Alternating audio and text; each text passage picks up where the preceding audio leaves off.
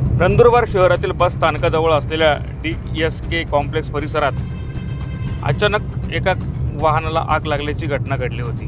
दुपारच्या वेळी तीव्र उष्णता जाणवत असताना अज्ञात कारणामुळे एका उभ्या असलेल्या गाडीने अचानक पेट घेतला। आगीच्या धुराचे लोट आणि आगीच्या ज्वाला पाहून परिसरातील नागरिकांमध्ये भीतीचे वातावरण निर्माण झाले होते। घटनेची माहिती मिळताच पोलिसांनी तातडीने घटनास्थळी धाव घेतली। दरम्यान आगीची तीव्रता वाढत असताना जवळून जाणाऱ्या काही जागरूक नागरिकांनी प्रसंगावधान दाखवत तातडीने पाणी आणून आग विझवण्याचा प्रयत्न केला।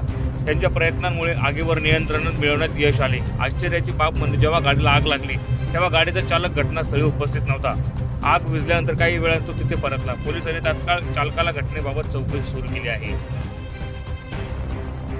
प्रतिनिधी मिसबा कौसर, माझा महाराष्ट्र न्यूज, नंदुरबार।